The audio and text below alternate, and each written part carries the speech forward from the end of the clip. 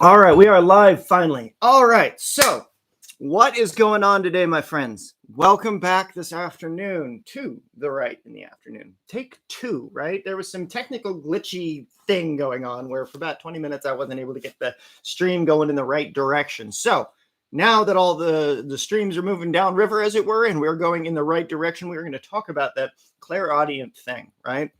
And so, like I said to you guys this morning for the watching the workshop spell in the morning, right? This is the blend from today. And so we're going to add this onto those incense coals. And what is in this ingredient blend? Well, this is going to be turmeric root, this is Hyjon root, olive leaf, and frankincense. The goal is that it stimulates the visions. What is up, Mike? Welcome, welcome, welcome. And so with creating a blend such as this, by creating that opportunity for the spirits to come and speak through the intermediary of them being drawn into the environment, right? That's what these incenses are for. That's what this particular blend is designed to do, is to draw in those visions. Now, when it comes to things like the rite of transformation, right? What did I do when I started that particular bit of magic? Well, it was a bit of dangerous shit that I don't recommend anybody do. So there's one ingredient that I'm going to omit from my original blend because it was dangerous. But it's the thing that got me really close to the edges of the world. And what do I mean by that? It's the stuff that lets you go right around the fuzzy edges of creation and hear what it is needs be heard, right? And so it's through this kind of a blend that even something as delicate as the frankincense, turmeric, olive leaf, and Hyjon root produce, right? Something like this. It smells like what is this? It smells almost like a church meets a whorehouse. I don't know why. Why do I call it a whorehouse? Because it's that heavily perfumed scent. But that not being the case in this case, what we could do when we talk about things like the blue lotus, right? What does that do? It's an ethnobotanical that helps cause psychic visions, and it helps relax the mind to be able to remember your lucid dreams. And one of the things that's the most important that you can do in this kind of work is to get to the point right before you sleep where you are being projected from your body, or you're stuck in such a trance state that you actually have the one-to-one experience with this stuff. And this is the thing that I'm working on in the Ascension Magic section of the Grimoire of Arts 10-year anniversary volume, right? So I've been trying to go through all day. I've had some really interesting conversations with people over the last couple of hours, so I haven't gotten as much writing done as I had hoped. But I got some really good news. So that's aside for that for now. But back to the topic at hand. When we are dealing with things like lucid dreaming, when we are dealing with things like the clairaudience, that we need to be able to hear the spirit speak, right? That's how I wrote the Rite of Transformation. That's the invocation of becoming. And it was hearing the spirit speak, the words. Like I heard them being spoken over me. Like I was there in the initiation circle. They were the spirits that were performing it over my body. And in the same kind of way, I've done that and demonstrated that with others through some of the videos and stuff like that, as you know, the sideways chat with Rex. And you know, unfortunately the guy has gone his own way, it seems, when it comes to magic and interacting with me. Anyway, it seems like he's avoidant of that. But so the Rite of Transformation, it says, when you as a mage set out from the ordinary paths of self and religious order to seek the things which only few embrace, there is a method of building of the celestial body in order to pass through the worlds beyond this one. Ancient thought has been that one must awaken within their own natures similar currents as those found within the great spheres of the 7 planets. This is something that I've gone on for at length, and I continue to go on at length endlessly for years and years and years on end, because it's really that important. This is an initiation ritual of sorts, whereby one can leave the need for pathworking and embrace the singular collective as a whole being. What do I mean by the need for pathworking? So you don't need to go through other kinds of initiations in order to be able to get the initial power for your body. This is that ritual. This is the thing that would take a Taoist magician 9 months to develop if you do it one ritual every month. You can do it that way. I didn't want to waste the time. I needed to be able to have all the magic now. That's what this ritual was for. So you begin by inscribing 7 candles with the 7 gates and the seals of their planets. Where do I get the gates? Well, I used the Simon copy of the Necronomicon because they were the perfect size for the candles that I was using, right? I actually ripped them out of the book and took a pin and carved them into the candle. Do you know why those gate symbols work? Is because those are the planetary talismans from the Greater Key of Solomon. That's right. They're not just made up hokum. If you say that book doesn't work, then you're shitting on Solomon's work or the things that are attributed to Solomon. And so you have to take into perspective where the stuff in that grimoire comes from. Yes, it's cobbled together. Yes, Simon's book is weird. Good for him. He did a good job. They did a good job. That collective of weird events. If you read what happened around that particular text, it was some crazy shit. Like one of the authors wound up getting strung up by an Eastern Orthodox religion after the Iron Curtain fell. So one of the original authors or one of the original people associated with the work was murdered. Right? But this stuff is important. Why do I use the 7 talismans of Solomon? Because those are the ones that are attributed to the behaviors of those planets. The first talisman for every planet. Carve that into a candle. Where do I get the seal of the planet? I got it from Francis Barrett's The Megas, which in my copy came out at the back of the end of the 3 books of occult philosophy by Agrippa, right? It's the seal of the planet, not the intelligences therein, because we're not dealing with the intelligences, we're dealing with the planet itself. And if you know my work, the seal, or if you know in Taoist magic what the seal represents, it is the authority. It is, you hold the seal of Confucius or something that's been divinely initiated, and you put this on your altar. This is the thing where you are, this is magic. This is what you're doing. This is how you're doing it. This is by the authority of this stamp, this seal, I grant it the power to do the thing, right? So when you're drawing a talisman out, making a foo talisman, things like that, it's not enough to just draw the talisman. You have to finish it off by stamping it with your personal seal, right? Well, in this case, the same concept is you're putting the seal of the planet onto the talisman in order to wake it up and turn it into the gate. So that way, when you make conjuration of the gate, from this gate to this gate to this gate, there is an order of flow, right? And so, like I said, this is the stuff that I saw and heard when the spirits were talking. Like I heard the setup. Like this is, each person was an individual entity in relation to those planets. That was the closest thing that I had at the time that could replicate the stand-in for every spirit that was present in what I experienced in that vision. Okay. This is where clairaudience comes in. This is why it was so important to have a blend that I was smoking at the time of Blue Lotus, one other ingredient that's not cannabis. Oh, fuck it. I'll tell you anyway. It was a U needle. Okay. U is the ancestor tree. Yeah, I smoked part of the ancestor tree, but it'll also cause you a heart attack if you smoke too much or if you inhale it, or like it's bad, right? It felt like the couch was eating me for about 6 hours. But in that time, I was able to literally transcribe the entire invocation of becoming.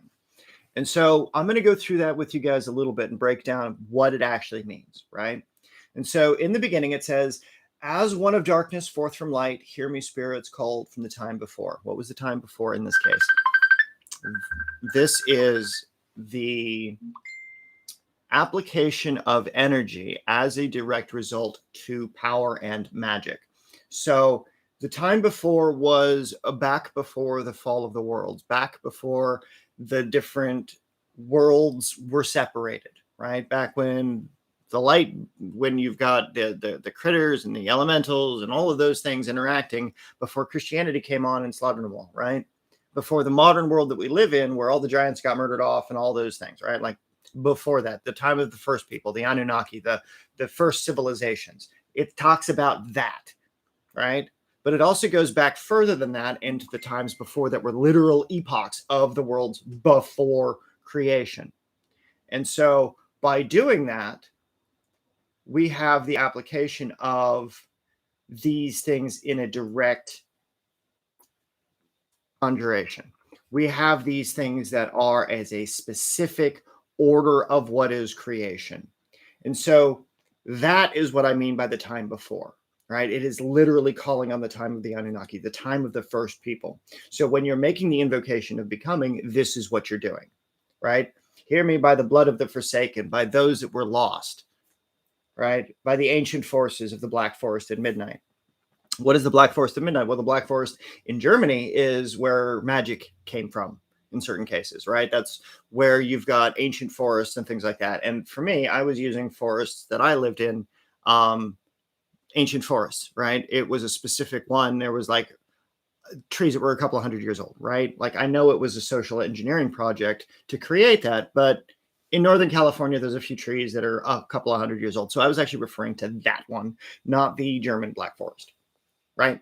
So I had very specific relations to a couple of trees that I had formed a blood bond with. Like I cut my hand onto the tree and then it with the tree, and it was a thing. So by the time forgotten, the stuff that people have forgotten in the Dark Ages, right? It's that which connects people to the outer worlds, connects people to those things which are of ancient origin, right? And so again, this is the stuff that I heard. This is the words that got me there, right? It was like a group of old witches standing over me saying these words, right? And so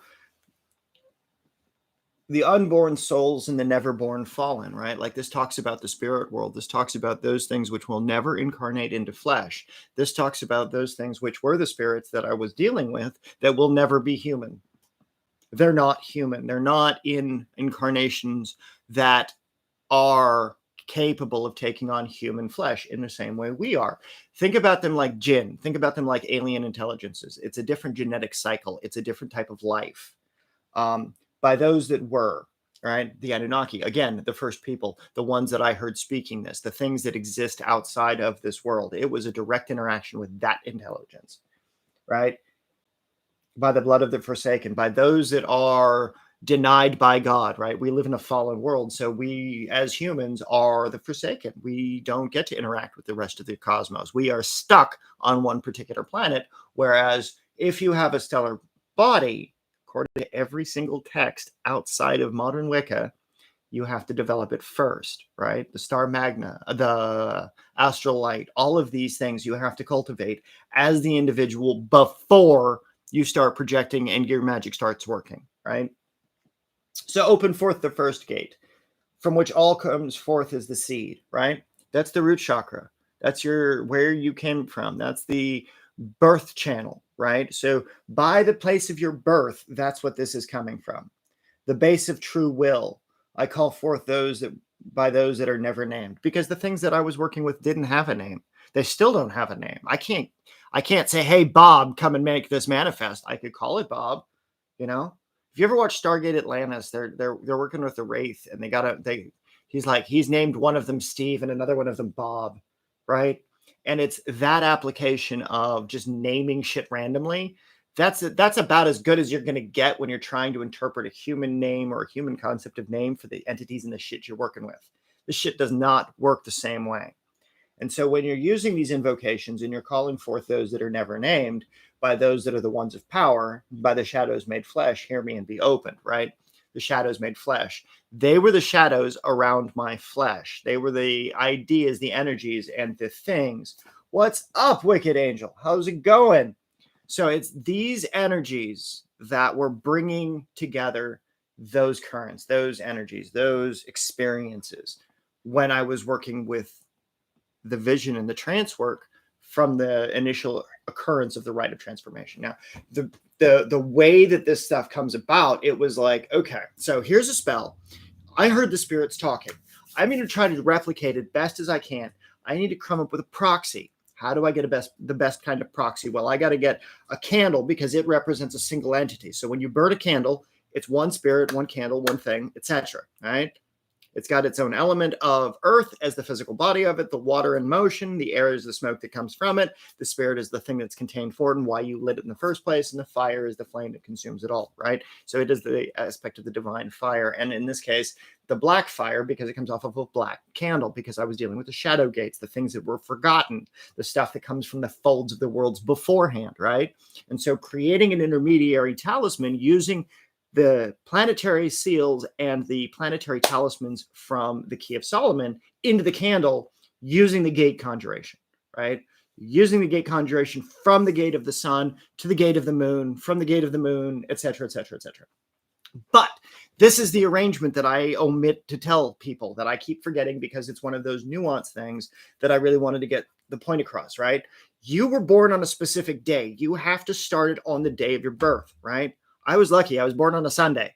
Okay. So for me, I can start it on the gate of the sun. Like, I don't have to rewrite this shit. I can just go verbatim as it says in the books, and then I'm fine to use it, because that was the order from sun to the moon to the Mars to the Mercury to the Venus, etc. But if you're born on Tuesday, you got to start with Mars, and then you got to go to Mercury, and then you got to go to Jupiter, and then you got to go to Venus, and then Saturn, and then the sun, and then the moon. That's the order that you have to follow, right? Now, I was a chicken the first time I sat down to do this, right? And the thing is about being a chicken, what do I mean by that? Is I was terrified about what the fuck was going to happen. I had no idea what would happen when I said this, right? Let alone the kind of energy that I was going to work with. So what did I do? I worked with a lady. Her name was Erica, right? She's the only one that had at the time more experience with ceremonial and high magic than I did. She actually had worked with a couple of the spirits in the Goetia, and she had all of Crowley's books and had a background in that. So she and we cleared out one of the spare rooms in the apartment that she was living in. Everybody left. All of our friends left. Like, they wanted nothing to do with being anywhere around this thing when we were pulling this off. So take the space, right? We vacuumed it. We did all that. And what we did next was we took out corn flour and wheat flour. Wheat because of the associations to the harvest, Osiris, and things like that. And so you grind down your barrier spells, right? You create a protective circle using I forget what it was that we did, but we put that as the outside barrier, okay? And then that was the cornmeal, right? The ground corn, to create a boundary.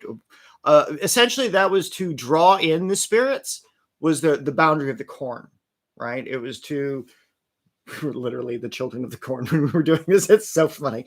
But so we've got the cornmeal around to draw in as a food substance, right? And then around each one of the candles, in the herb that I mixed into a tea, I put around the base in the flour around each one of the candles. And then we created a boundary that connected with, it was just unbleached wheat flour. And we connected that to each other. So they created the ring that linked all of the candles together. And so only around so there was the candle carved with the planetary seal, with the seal of the talismans on the candle, sitting inside of a little circle with the herbs of the planet associated with that candle in it, linking to a non-herbal connector line to each one of the candles. So that's how we made the circle. Okay. We had a central candle that we used to actually like read the spell that we were doing.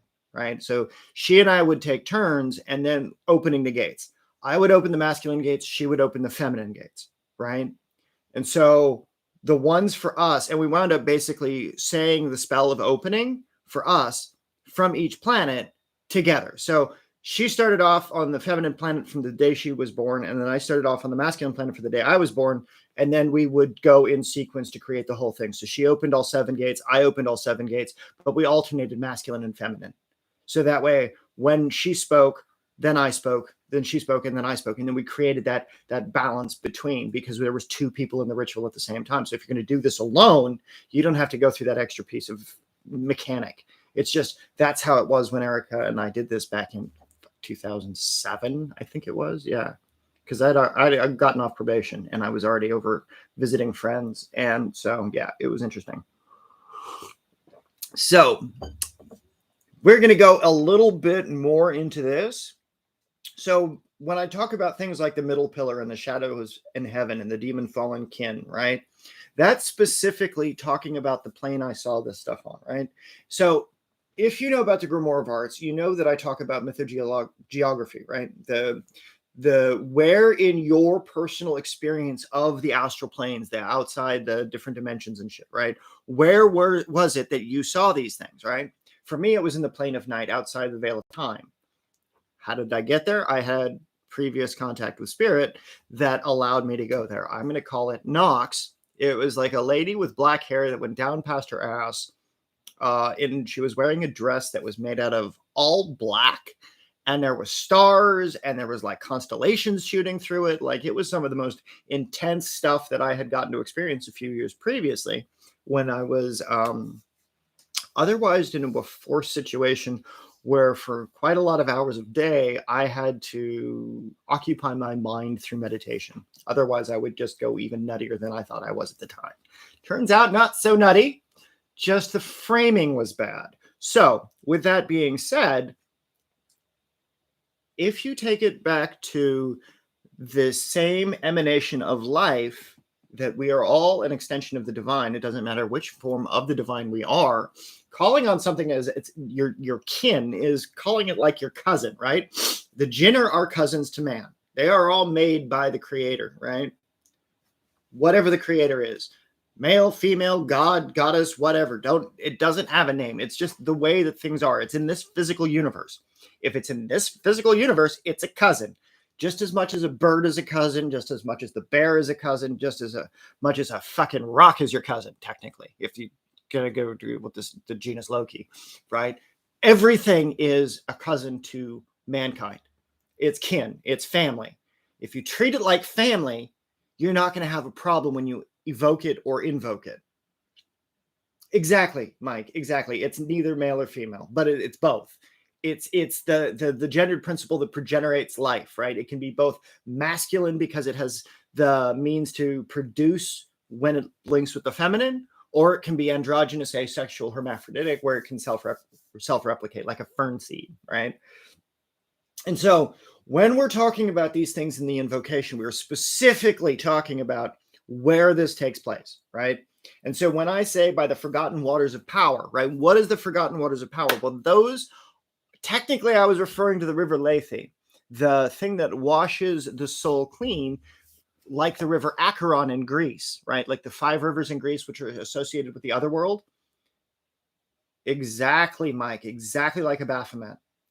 And that was the thing, is a little while after I was in meditation, after I'd done all these things, right?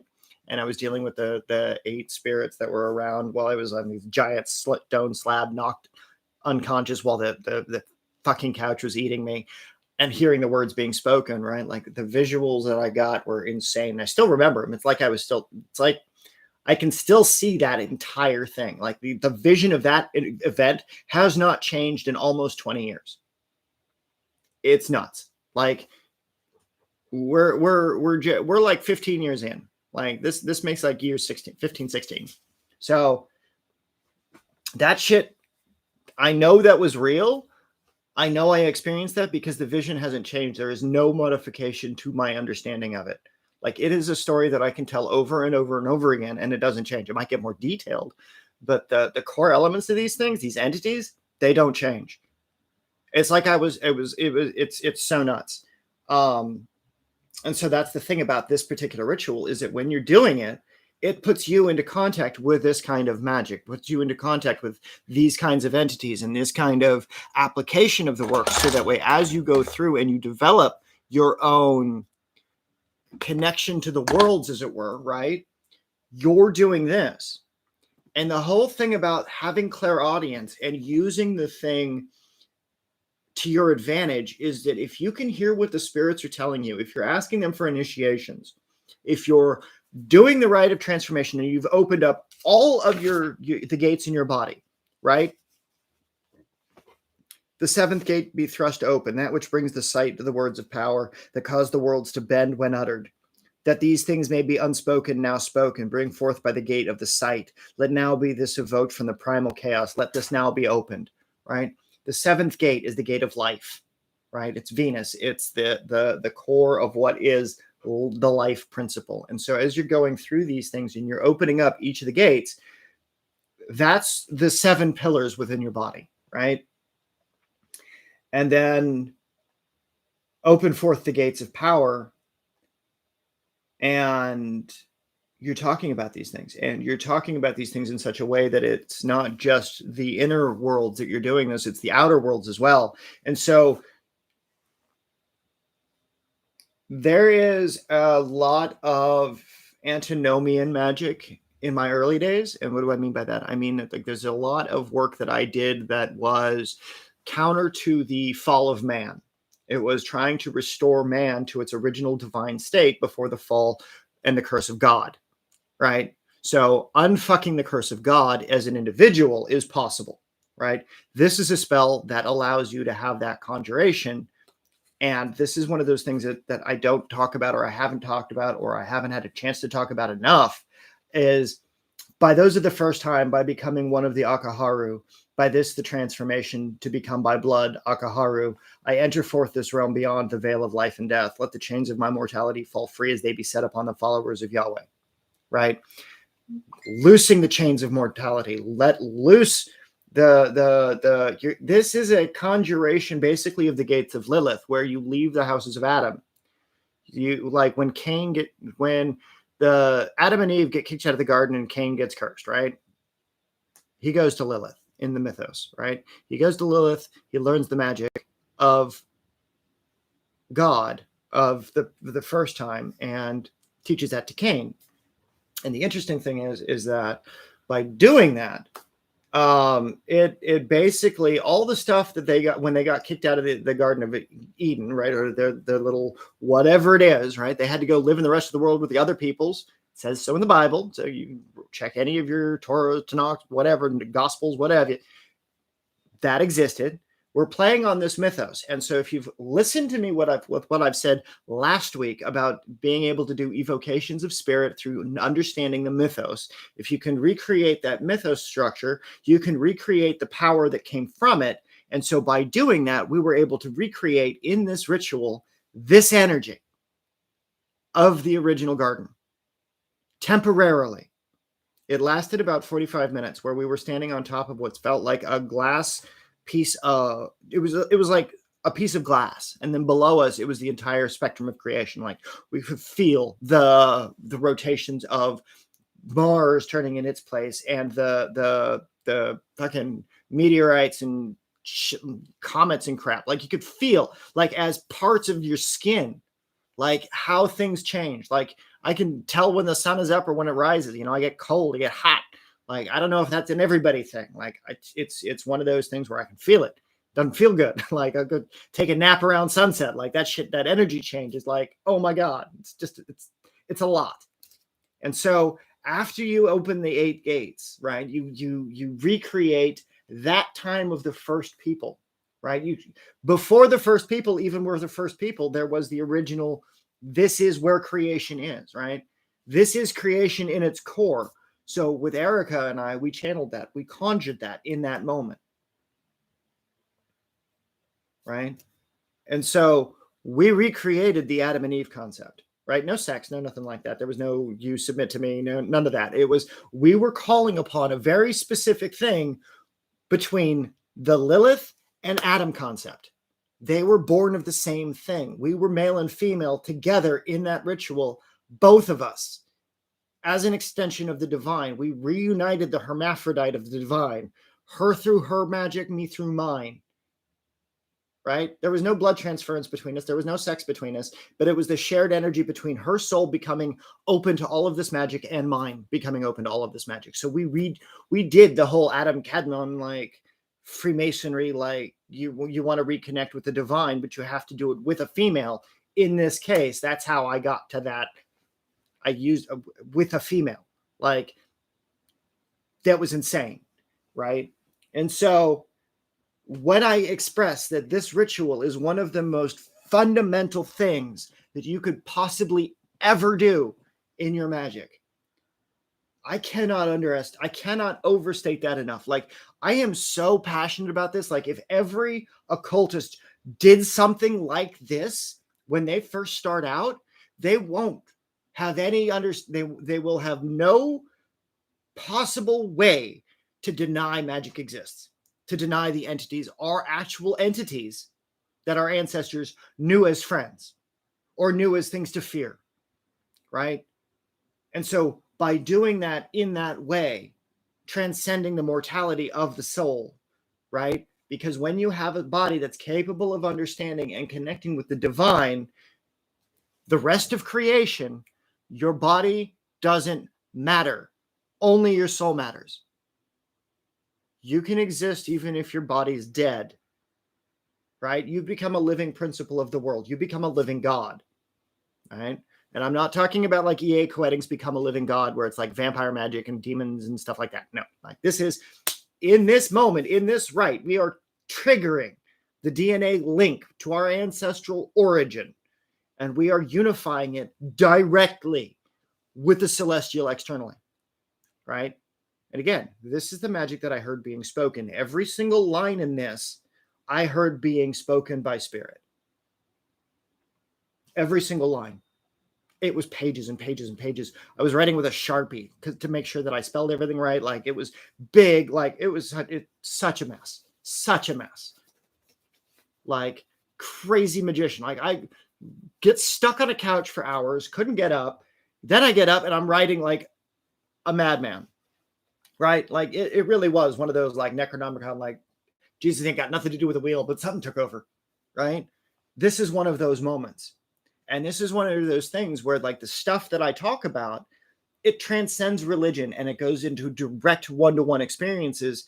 That's not unverifiable gnosis. This stuff is done. This has been done by several of my students over the years. It's been done by several of my friends over the years. It's been done to people just to see what it would do. And every single time, it has the most profound impact on their pathway because it develops within them the means and the mechanism by which they have all of that energy awake and flowing through them. Right? And so open now the eighth gate so that within me they are open and that those as seek as was in the time before. Right? That is one of the other lines in this, right? That's close to the end of the spell. And this is where it gets really interesting, is because we have left the concept of the seven gates of life. We are now inside of the gate of the eight gates, right? When the male and female principle are unified as one, we have opened up that gate through the recreation of the rites of Adam and Eve, Adam and Lilith, when they were originally formed of clay, right? When Lilith was born on Adam's backside. This is that ritual. When Lilith was cast out of the garden, she was made a Nakaharu. She was made of one of the vampires, the things that consumed the living, right? Because she was half the seed. She wasn't able to be the full immortal being that she was. She was split in half. We recreated that for the soul. We recreated that. And so that's why that's listed the way that it is. Okay, so this is a very potent, very crazy sounding ritual bit of magic for people that are on the middle pillar, left path, right path. They want power. They want to be able to ensure that their body is connected to the same magic, that the same things that they're conjuring is connected to. So when you have things in the Necronomicon that Simon was saying, or in certain fringe books of magic, when it says you cannot banish the forces evoked within this book. The reason why you cannot banish those forces is because they are the same forces that make up the stuff that you're using. It's like taking your hand and trying to hit yourself with it. It's like somebody else taking your hand. It's like, why are you hitting yourself? Why are you hitting yourself, right? It's the same reason why certain banishings don't work. And so you have to understand the nature of the spirit that you're working with, right? In order to be able to banish it successfully. So if you're going to summon up a solar spirit, right? You can't banish it using a solar ritual. You have to banish it by the black sun, right? Put it into the other world. Go back to the world you came from. So you conjured it up by the white fire. You have to send it back by the black fire, right? Or if you're summoning it up by the black fire, then you seal the rift with the white fire, right? So you've got the twin sons of God. You've got the twin states of Mars, right? When Mars is the masculine, you've got Mars as the feminine. Both are versions of themselves. They exist within a parallel world, right? The sidereal, they call it. Okay. So it's crossing through these boundaries of the male, female, the before time and the after time, or the before time and now. In Taoist magic, they call it prenatal and postnatal creation. So depending on what existed before, when everything was still being formed, This is the stuff that we're talking about. We're channeling pre-creation and post-creation, after everything was formed, after the worlds were birthed, into the life and into the body that we have. And so as we are doing this thing as the individual, and we are conjuring these things, right? When desired ruled, dream was king. When mythos and nightmare walked in the open. When havoc and pain crossed the land as the wind in the trees, right? Well, back in the day when the world was not civilized, but before civilization was 10,000 years ago or more, right? When people were tribal, when they were subject to the will of the animal environment, when they were subject to disease, when they were subject to no agriculture, they had to hunt, they had to gather whatever was growing in this world that is a wide garden, or was a garden before it got industrialized and ruined, right? When people lost traveling with the cycles of the planet, right? So with the ice ages and stuff like that, back when there the continent of Pangea linked all physical masses on Earth that are now the different continents. Back when it was one single thing, right? When dinosaurs and everything lived on one continent and everything like that, right? Which you want to bet something like the when Pangea split, and then we get the ice age and all the different forms of life and all the different, like the Arctic, all that crap. Everything changed. Everything changed on this planet. All the ways that life were on this planet were changed.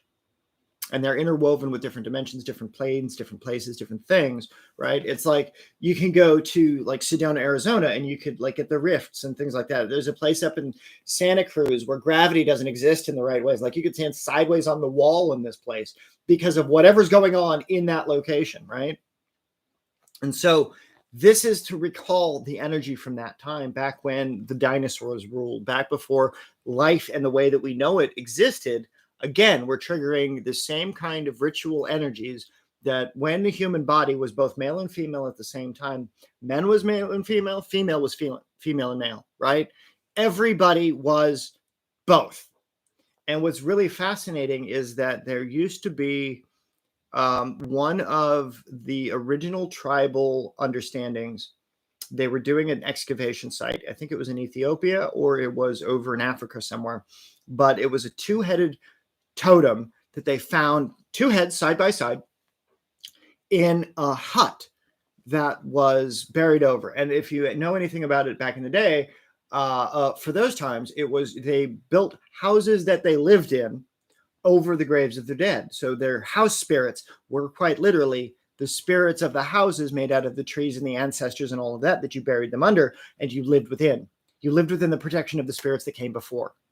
Right? That was a literal thing. That was it was a living on the graves. It was a living with the dead. It was these were the loved ones. We don't want to leave them. So we're going to live on top of them.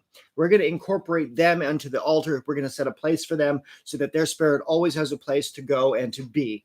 Right? And so ancestor elevations come from that methodology. All right. I'm sure everybody else has their own, whatever it is. Anthropologically speaking, the two-headed people that there are caskets and catacombs of, like I'll post a link for these things. It was a really great discovery. It was like, I think it was a Discovery Channel thing on what they were digging up at these sites.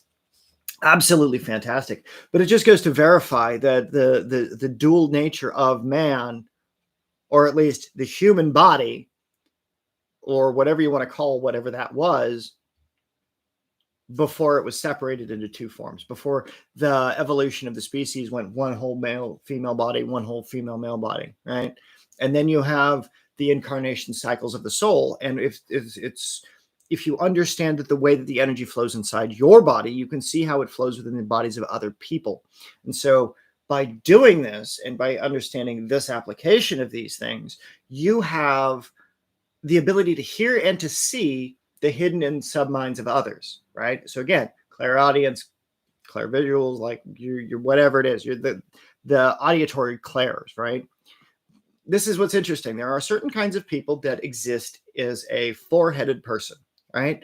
They've got their front head, they've got their back head, they've got their lower head, and they've got their lower bottom head, right? So they've got their genitalia that expresses themselves in their physical body, and then they have their butthole, right?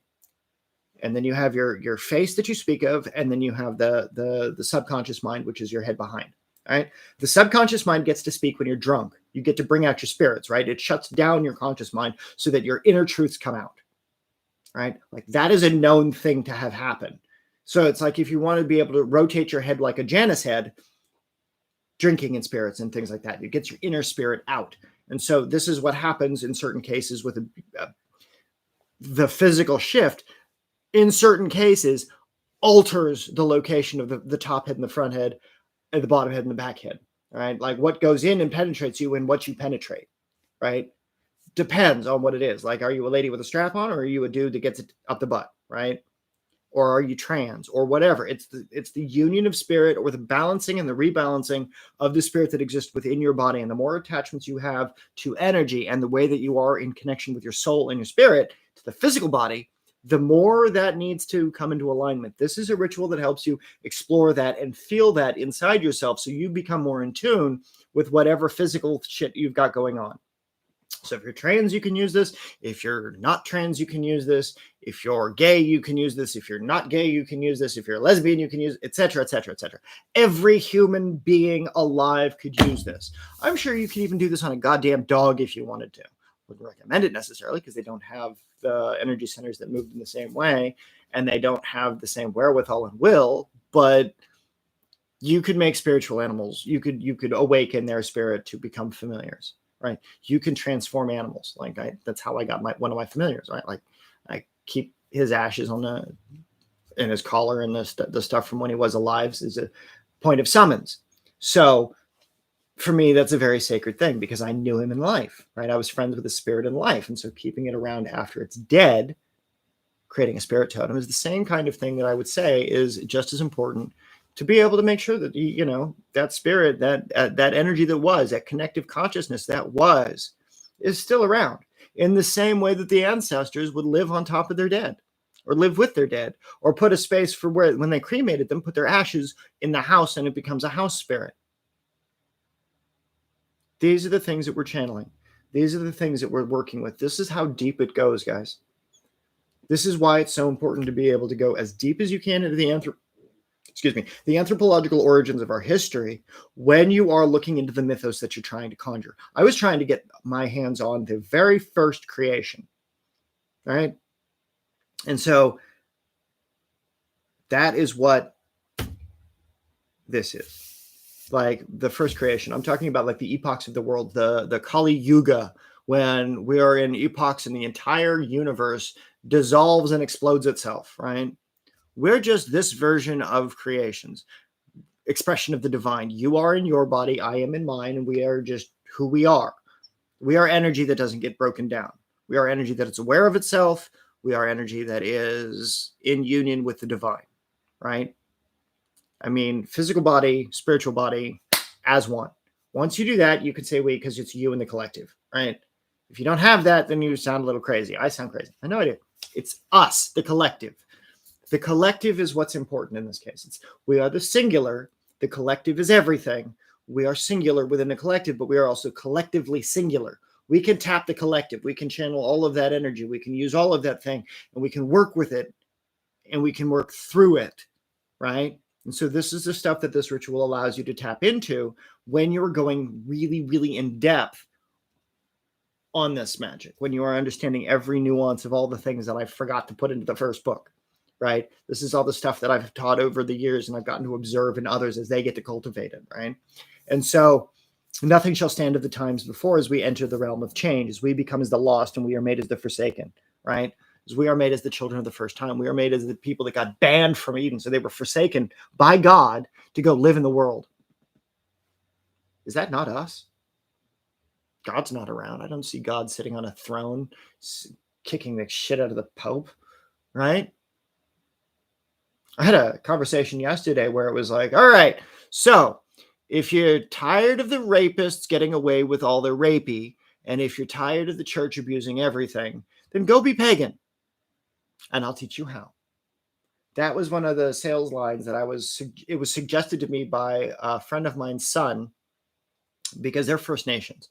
And so they have a really big deal against hating on the church. And they're like, okay, so you want to be pagan, right? Well, there's a way to do paganism. There's a way to do magic. There's a way to do sorcery, right? You want to do it? Great. You can be pagan. You don't have to know everything. But if you want to do magic, you want to do sorcery in a certain kind of way, you have to look deeper into the meanings of the words you say, because the words are energy. These are behaviors, these are experiences, these are the expressions of the world in the way that I'm working on trying to explain to you. This was a very specific experience that I had. I found science to back it up with the historical digs that they were doing with the applications of what this system was that I was trying to articulate years before I even watched the documentary, before that information was released to the public. I was trying to channel that energy, right? And it turns out the way that I was channeling it matched with what historical records said. So I got lucky. Now, the thing is, it's that kind of verification with when you're doing clairaudience stuff, you have to go seek verification through history, through the ceremonies, through what these things look like, through with what they felt like, because the better and the more detailed your records are, the easier it is to go find historical significance accordingly. So that way you can verify you had this experience over here. They had this experience 1,000 years ago. They have the same fucking experience. It's the same magic. It's just the way that it came about, the words that I used to summon it, they were doing it differently because they had a different system of expression. They had a different way to deal with that kind of energy work. And so using our high John root, using our turmeric, using our olive leaf, and using the frankincense, we can invite that same kind of energy back because these are ingredients that have been used for 1,000 years or more, right? Frankincense is one of the oldest ingredients ever to be used for sacred purposes. So when we use this, we're tapping into the genetic scent memory, right? Think about it like Uncanny Valley, where there are things that look like humans, but they're not. And we get very afraid of it, or they look like they would have human features, and it's like it gets terrifying, right? Well, we can do some of the reptilian mind stuff, like you tap into the reptilian side of your brain, depending on which kind of incense you burn. So you're more receptive to certain types of intelligences. And if you understand energy and thought projection, time is nonlinear. In the physical body, time is linear, but when you start getting into the mental planes, time is nonlinear. So, and even if you get in fancy physics and gravitational wells and crossing the event horizon of certain black holes and shit like that, you can actually reverse time and go back in time to a previous state in time. Scientifically speaking, you just have to be able to make the thing that can go out that far and come back without dying, right? And that's why those Einstein-Rosen bridges, like Einstein knew this shit. Like, that's not some pop culture Hollywood bullshit. Like, that's a physical thing that can be done. And so doing it psychically, setting up the conditions where you set what was before with what is now, you're linking these times. You are linking the understanding that humans are a spiritual thing that exists in the stars as well as it does on this planet. We are one of many planets, one of many habited zones, right?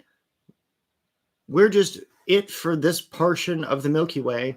We're all that we can get to with the current limits of our technology until Elon Musk and they get fucking ready to go space traveling. Like, let's do this shit, right? Like, this is why I like the Stargate movies, is because it's like, that's a really good idea if that kind of technology was possible, if they got the math right. Like, you can do that if you could do the dimensional folding, right? And that's what's really great about chaos magic, is that you can do dimensional folding if you have the right kind of anchors. It's non-tangible manifestation. What do I mean by that? It's you don't visually get to see the ripples in space-time unless you've got the clairvisuals, the heightened psychics stuff. Like, you can see the ripples, but you're not going to be able to stick your hand through it, and your hand's going to demolecularize on the other side of the world. Like, no, you can. With Taoist magic and the stuff that they do, you can separate yourself and you can actually pass your hands through tables and shit, right? And Dr. Jerry Allen Johnson's book, they've got one record where some dude stepped into a wall and they were doing a reconstruction and they found his corpse because he didn't come out the other side. Like, he failed his training, like, or whatever it was. He wasn't able to keep up the separation between matter and the space-time to be able to do that. So When you think about these kinds of things, you're talking about time, space, all of the really, really, really, really crazy shit. I didn't know any of this stuff. I did not. I did not know these kinds of things. I did not have these kinds of associations. I did not read the books. I did not understand these things. I did not understand these principles, right? And I know it sounds really loony, but if you read any actual history books of shit that isn't violated by the church or hasn't been written in the last 100 years by the authority, the world is weirder than we give it credit for. The universe is weirder than we give it credit for. And no, there's no flat planets, but time is on a flat plane. So time under certain conditions can be flat. And so when you are working with these kinds of applications, you're channeling these kinds of things, right? To the flesh of the kind, humans, mortals, we enter and become. So we have returned our spiritual body from outside of time, and we are putting it back into our physical body. And we consume of ourselves, yet not ourselves consumed. So what does this mean? The energy that is required of our souls to sustain that kind of energy does not consume the energy of the physical body. We consume through the physical body, the energy of the soul in order to be able to sustain it. But we are not weakened by that consumption. We are not devoured by it. We become the Ouroboros. We are the snake, the snake that eats itself. The individual becomes their own Ouroboros. That's what that spell means. This is what that spell does. It allows you to become the world serpent on your own. Becomes the snake in the garden. Right? Divine magic. Let those that shall never die, as we become first to be of the first, as we become as the first to be of the timeless. As I am the gatekeeper, without me, the gate is shut. I am the keeper of the way, without me, the way is barred. Let me open the gate as I tread the way of the Akaharu, right? The vampire, the ones that are cast out from the Garden of Eden, right? And the gatekeeper and the gate is shut thing, right? And it's like you become as the angel Raziel, the keeper of the gates of the Garden of Eden, right? You embrace the divine qualities within you that allows you to connect to the divine state of the world that was, not the world that is. The world that was has no human civilization. It has no pollution. It has no modern convenience like indoor plumbing or heating or air conditioning or electricity or these little gin boxes that connect to the world of evil, right? It has none of that. The world that was is no longer. This is the world that is. This is the world that we have to live in. So we have to be able to figure out, how do we channel the divine power from that place where only nature ruled to now, which is infested with humans?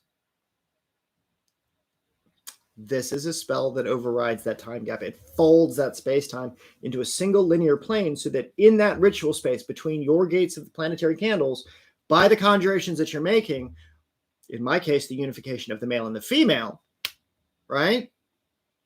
In that moment, we did that. We did a thing. It worked. And then we were able to come out of it on the other side, end of the ritual, and then walk back on the planes as it is. That's how it worked. That's how this stuff works. And this is a spell that I have absolute confidence in because of everything that I've been able to go on for the last hour on. This really is one of the most transformational spells that you could possibly ever undergo. And the importance of what it does in history and what it allows you to channel through history without needing other initiations, because this literally is tapping into the divine origins of the human soul. That's a spell that does it in one ritual, using the 7 planets and the 8 gates. All right, leaving the body, re-entering the body, opening up all the conduits of it, getting kicked out of the divine paradise, because as we have to leave the ritual circle, we had to become like Lilith. We had to become like the vampire, kicked out and consume the world, consume in the world, right? What does that mean? To consume in the world, that means, well, we have to eat things. We have to drink things. We have to consume our children, right? What does that mean? Oh, you're going to have sex. You got to reproduce. Where are you sticking what in what hole? Did you swallow, or are you giving birth every single time you get off? You're not. It's consumption. It's devourment. That's vampirism. The human species in its core is technically a form of vampirism because you require the lives of others to sustain yourself. You are not as the tree that can just get water and air and you're fine. Didn't stutter. Humans are vampires. Didn't say that without, serious thought behind it. This awakens the spirit of the divine within that flesh. Yeah, you're going to die. That's a standard thing, right? But you have to consume things. You consume the deer. You consume the cow. You consume the chicken. You consume the vegetable life, right? Vegetable lives are just as spirit infused as trees. The only thing that isn't is the yet to be life, seeds, fruits. You shall eat of the fruit of the garden. It's not a soul. It's not soul infused. It doesn't have a life yet, right? And so fruits, vegetables, things that progenerate the life of things that are yet to be are safe to consume, right? Because nothing had to die. You don't have to devour the soul of something else. So if you feel like you're crazy and you eat a lot of meat, well, guess what? You probably have the spirits of the cows and all the chickens and all the things that you eat stuck inside you, right? If the entire tree had to die in order for you to be able to eat from it, you would feel like a tree, right?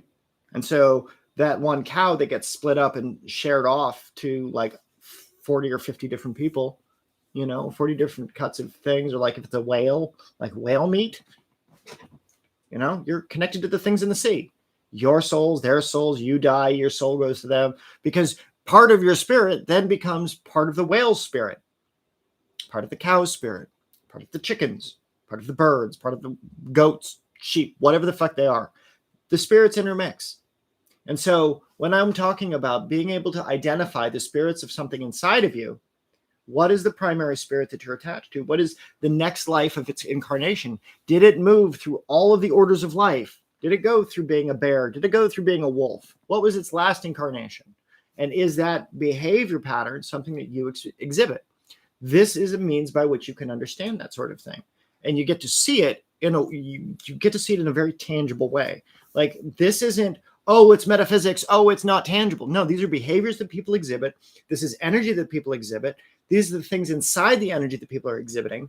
So that as you're going through all of these various states of being, you're understanding that when you experience a thing over here, it's a tangible experience. Our ancestors aren't talking about intangibles. They're talking about very specific behaviors, very specific occurrences that they're observing. This is like this. It's not saying this is this. This is saying this is like this. Hermetic law. Like to like. The laws of sympathy. The laws of antipathy. This isn't like this. So therefore it is not this. Or because this is not like this, this is this, and we are able to draw that into our work, right? So when I used fixed anchors of the planetary talismans in this case, that is not the planet Mars. It is the closest thing that is not associated to Mars that is Mars, right? And so through the laws of sympathy and antipathy, that becomes a conduit, a pillar down which that energy can flow. And so through that pillar of energy, not the candle in its physical form, not the fire, not the spirit within the candle, but the energy that it's connected to through its sympathy of like to like and like to not like, it is like the energy of Mars, but it is not like the energy of the rest of the world. So therefore, it is more like Mars than the rest of the world. And therefore, that conduit of behavior, that energy that mind is responsible for, you're able to tap into that like a thread and pull it forth. These are the things you bond with your consciousness. These are the things that through the rite of transformation become viable for your conjure, allowing you to pick up any book of magic and understand that inside of this book, there are threads of energy. What are the threads of energy that book talks about? What are the conduits of energy that those authors were talking about? And being able to manifest those yourself in your way, in your work. because it is my hope that everybody understands that they can write their own versions of these kinds of spells and go this deep when they understand that clairaudience is a viable thing. If you can hear the spirits talking, write that shit down, go study it, go do the thing, and then go figure out in history what the fuck just happened to you. But do it first, so that way you have the experience of, this is the thing that I did, this is the energy that I get from it, and then this is what history has taught me. This is what I've done over the last 10 years. This is how I build up the library of sorcery that I'm working on. This is how I can come and teach on this stuff. And I have absolute confidence in the methodology because these are rituals that I've done time and time again, not just for me, but for others, right? And every time I go deep into these conversations with people, it's like I go off on tangents on the rabbit hole, like aliens and other planets and other dimensional life. But those are understanding of truths that you have to understand come out of every tribe. Every tribe before Christianity came around understood that there were star people, right? Every single tribe. Not one didn't. Not one. Not the 12 tribes of Israel or the 11 tribes of Edom, the tribes before Israel became Jerusalem, became formed, right? Like there's invocations of the kings of Edom, which are the 11 tribes of Israel, right? Before the God of Abraham. So you can do this kind of thing to every religious order. You can do this kind of thing to every mythology. And that's what I encourage. And that's what the rite of transformation and the methodologies that I teach help you do. So that way the individual can recreate portions of the mythos and experience it firsthand themselves so that they can go through that experience of divine interaction. If you want to understand what it's like to feel like a god that is a hermaphrodite, I just gave you the ritual by which you can do it. I gave you the conditions by which I got to experience it firsthand. It had nothing to do with calling on Jesus. It had nothing to do with reading the Bible.